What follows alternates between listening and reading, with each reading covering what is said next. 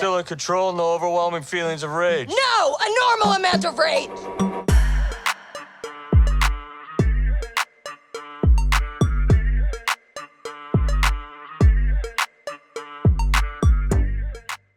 You're the first person to really break the fourth wall in the MCU, even before Deadpool. Yeah. How does it feel having that distinction under your belt? Yeah, it's cool. I mean, it's such a fun thing to get to do. There's so many shows that do it, but like this one feels earned because she's been doing it since the 80s. So there's this legacy of her always being aware of the audience. And that awareness feels integral to her in the sense of like, she's also super aware when she becomes She-Hulk.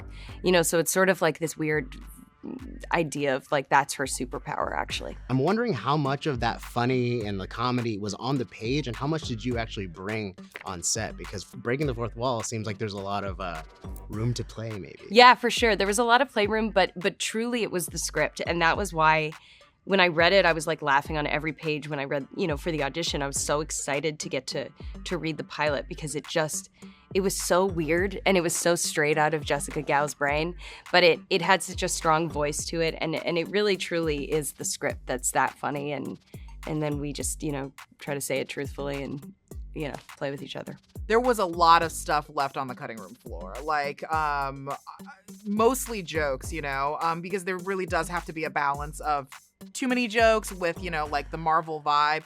I will say, if I had to estimate, I would say probably in each episode, we've probably lost like 25% of like jokes and dialogue. So just think about that. That is a long list, and that's every episode. I want to talk about Nikki because she's an original character for the show. How much did that free you up to put your own stamp on her? Oh my God, too much. I think, or actually there can never be too much. Please let me be free on all sets.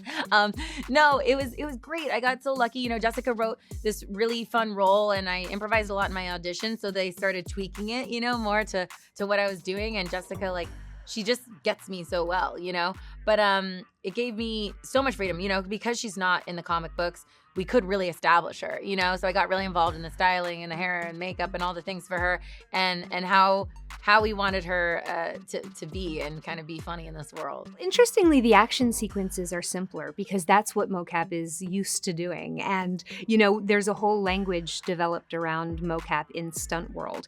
But it was actually the more intimate dialogue-driven scenes that don't usually entail mocap that were more challenging. For example, when the two Hulks are talking and they have 4 pages of dialogue, and you want these incredible actors, Mark Ruffalo and Tatiana Maslany, to feel free and explore their space, but you're bound by the rules of mocap. And so we did a lot of rehearsals beforehand to see what they as actors would do, so we could take care of all the technical aspects and then let them do their thing without too much interruption. Probably takes a lot of foresight on your part just to understand that. So much preparation. In one way we're doing like a light little half-hour comedy, and in another way we're doing this huge technical extravaganza. And so, yeah, it was months of preparation. I wonder if you have any keys to making your transformation process work. Like, is there anything special to it when you transform? I mean, the transformation itself always felt like Jen kind of exists in her head. She's sort of always analyzing everything and always sort of like 10 steps behind herself, but at the same time 10 steps ahead. So she's kind of like, there's a lot of chaos in her head. But She-Hulk feels like she kind of lands in her body. So there was something about like breathing into my body that actually felt like, and having a relaxed body that felt more She-Hulk than Jen. Did you get any mocap advice from like Tim Roth or Ruffalo? Mark and I talked about it a lot. I also got to speak to Andy Serkis about it briefly, which was like a dream. He's just like the master of it, and to hear the way that he works on character and to sort of like take on some of that, but also know that my character was like kind of the same person as when she is, small at 5'4" or whatever. But it was great to talk to him. Yeah. How we approached everything from a writing standpoint was always like, let's just do it until someone tells us we can't, and they will let you know if something is a hard no, it doesn't happen that frequently, but it does happen. And so, we really just wrote like Bruce the way that we felt was like right for the show and kind of still stay true to his character. And also Mark had a lot of input, you know.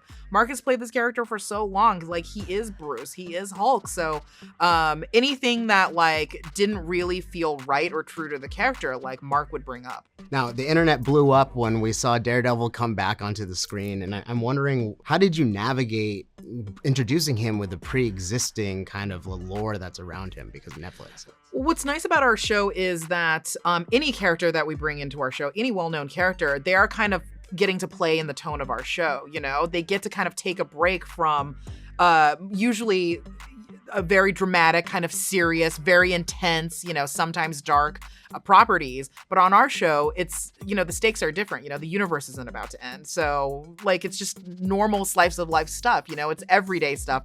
So the characters themselves just naturally get to be a little bit more chill than, you know, the heightened, we gotta save humanity, you know?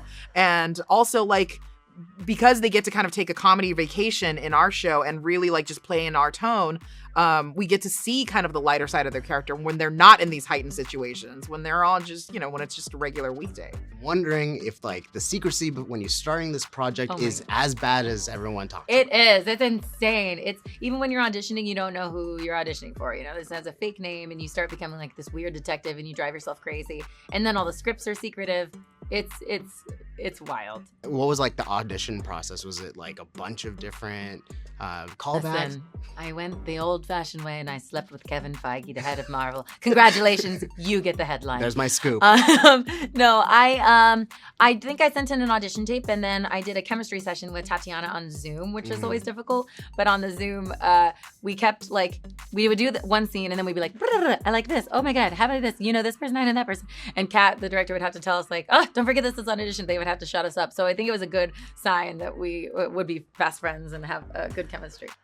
Jen, do your thing. God, I really like this outfit. I mean, I love the fact that she is totally untrained and she's a reluctant superhero. So she has all these great strengths, but she kind of wants nothing to do with them. And, you know, one of my favorite scenes is in 4 where she fights the demons. And you kind of see that she's not very good at this. She can, you know, jump really high and she can smash really hard, but she's not a trained fighter. And I love Wong getting frustrated with her. Like, come on, be a superhero. I feel like she's incredibly relatable. You know, she sort of doesn't acknowledge or assume the role of a superhuman. You know, she kind of denies that's a part of her and is really just more fixated on like the minutia of her life and trying to figure that out. So that kind of conflict to me feels very relatable. Also just like being a woman who is suddenly thrust into like a very public sphere and suddenly everybody has opinions about her body and about her existence, feels, you know, like people will relate to that even in their own lives. You know, the character is a role model, right? She's rad and we get to see her come into her own power. But Tatiana is who I think should have this platform because she's always on the right side of history. She cares. She supports people. She knows the severity of so many different situations and she'll go out of her way to signal to the world what's important to her and to defend. You know, she wore a Trevor Project shirt, you know, at the Doctor Strange premiere. And that's so powerful. And an actor doesn't have to do that. So I love that it's her. You could be an Avenger. Oh, I'm not a superhero. That is for billionaires and narcissists and adult orphans for some reason.